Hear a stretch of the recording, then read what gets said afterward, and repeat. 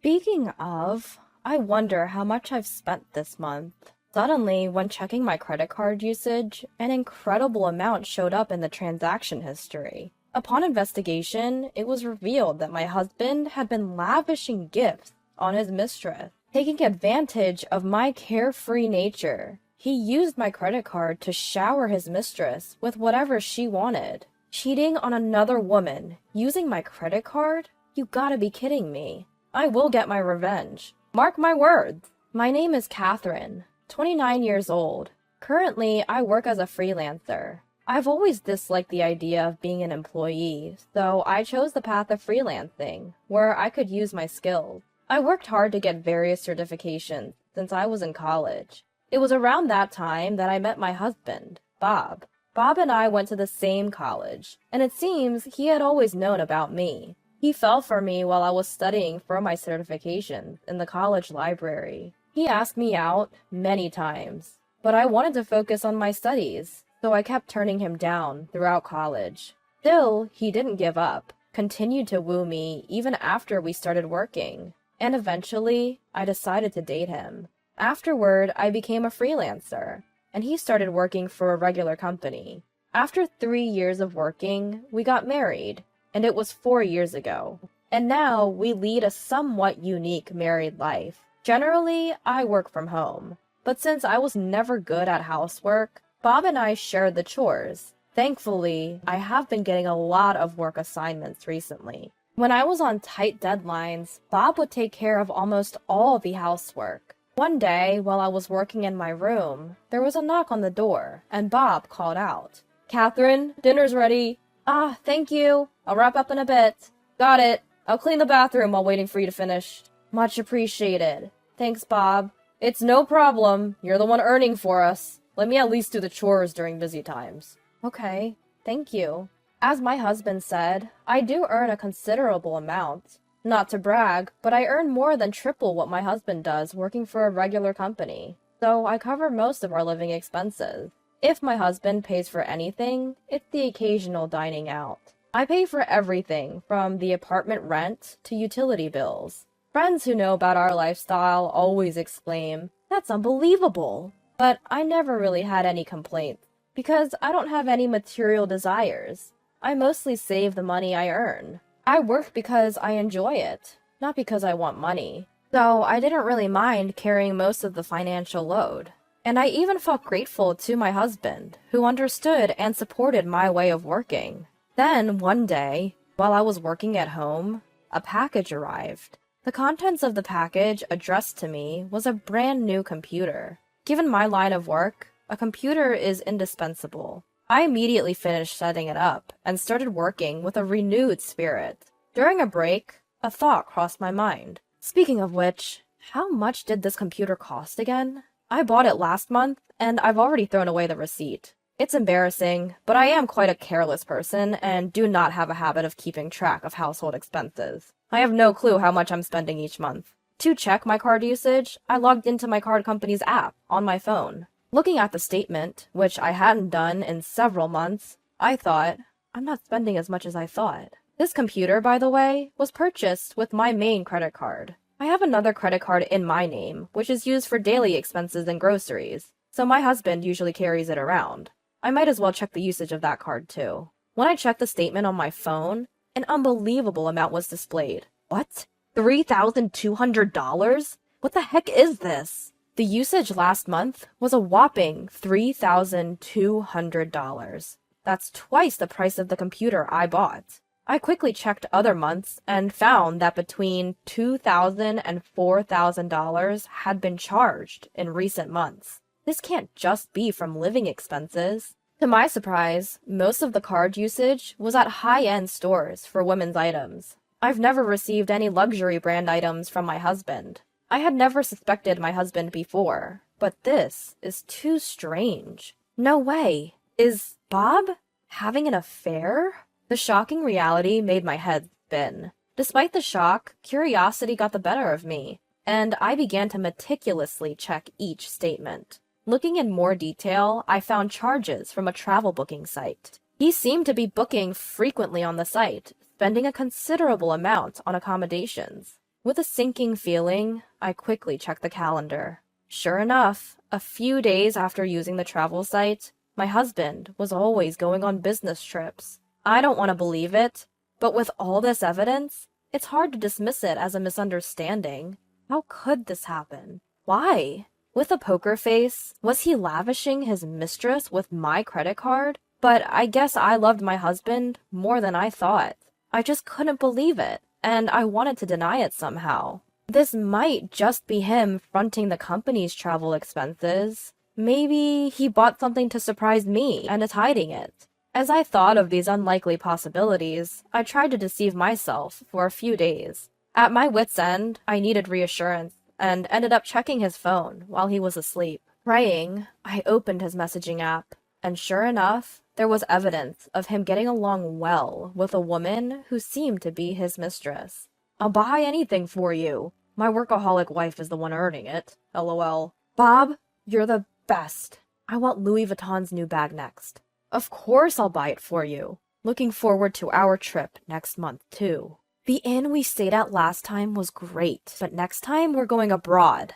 I can't wait till next month. This time, we're going to take it easy and deepen our love. Just the two of us." The moment I finished reading everything, a surge of indignation consumed me. An array of disgusting remarks, unimaginable from my normally cool husband, Bob, made me feel sick. By this time, my feelings towards Bob had shifted from sadness to anger. A workaholic wife? That must be me he's talking about. A trip next month? Abroad? Just how much can a person ridicule someone else? I thought he understood my job, but in the end, he only saw me as his cash cow. Being taken for granted to this extent?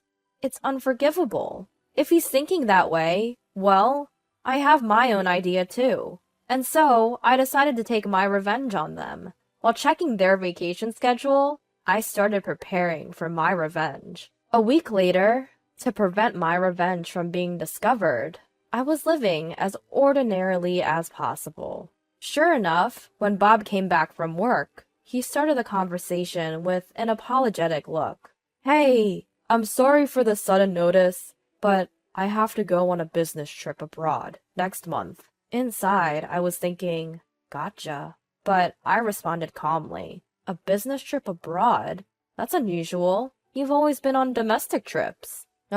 Well, our company is expanding its business overseas, too." "Oh, really? That's impressive. Being chosen for such an important trip." Well, yeah. Of course, Bob doesn't have the skills to do such an assignment. His company is a small general enterprise, and there's no way it's expanding overseas. As I watched Bob, he brought up this. "Oh, by the way, I'm going to use your credit card for personal shopping during the trip." "I see. I know it's tough to go abroad, but do your best on your trip." "Thanks. Sorry, Catherine, but I'll need you to take care of the payments." At Bob's words, I just smiled, without saying, "Okay," or "I understand." Seeing my reaction, Bob also beamed at me. According to Bob, he doesn't know when the trip will end. He said he would notify me of the return schedule as soon as it was decided. I can't believe he can lie with such a straight face. Almost admiring it, I simply replied, "Understood," and we ended our conversation. The day of his trip, Bob put on his shoes at the entrance, looked at me, and said with a smile, "I'm off." "Are you really going?" "What's the matter, Catherine? Are you gonna miss me?" "It's not like that, but I wonder if you're really going." "It's work. Understand that. I'll buy you a souvenir." Insisting it's a business trip while actually it's vacation with mistress? And still, he was trying to lure me with a souvenir. To him, I coldly responded, "Take care now. Bye-bye." At those words, my husband wore a curious expression, but ultimately said, "I'm heading out," and left our home in high spirits. From there, I began hastily tidying up the house. I packed all my belongings into boxes and shipped them to my parents' place. I had already informed my parents that I was divorcing Bob and would be leaving this house. While my mom and dad were furious with Bob, akin to a roaring blaze, I explained to them that I had a plan for vengeance on my own and would hire a lawyer to collect the money he used on his mistress. In particular, my father seemed ready to vent his anger directly on my husband, but I persuaded him to keep a lid on it for now. A few hours later, "I just landed," came a message from my husband. At that moment, I contacted the credit card company. "I've lost my card and would like to halt its usage," I explained, and the procedure was completed promptly. Now my husband wouldn't be able to use his credit card during his trip abroad. His mistress, who was using him like an ATM, must be frustrated as hell. While imagining that, I received an international call from my husband, as expected. When I answered, he sounded frantic, demanding, "What's going on?" To his panic in question, I intentionally asked back in a puzzled tone, "What do you mean? What's up?" "My card isn't working." "Really now?" "What do you mean, really now? Haven't you heard about any issues with it?" "Issues?" "It's bizarre. I was able to use it to buy my plane ticket." Annoyed, my husband complained, to which I calmly explained, "It's not a glitch. I contacted the car company and had your card stopped." "What? Come on, Catherine. Quit joking around." Why would I joke about this? Clearly, your card isn't working. Isn't that obvious? Over the phone, my husband seemed bewildered for a moment, but quickly realized the gravity of the situation. He was so startled that he yelled at me with a volume I'd never heard before. "Stop messing around! I told you I'd be using the card during my business trip, didn't I?" "Oh, did you mention something like that?" "Why the hell would you cancel it then? I can't pay for my accommodation or buy anything now." "Yep, that's true. But did I say you could use it?" "What? You? Stop messing around!" "In the first place, why should I cover the expenses for your little affair?" At those words, my husband was rendered speechless. He probably hadn't even considered that I was aware of his infidelity. "Why? No, since when?" he stammered, his voice shaking with confusion. To that, I cut in. "Anyway, I'm divorcing you." "What? Divorce? You're joking, right?" Why would I lie about it at this point? I can't be married to someone who cheats.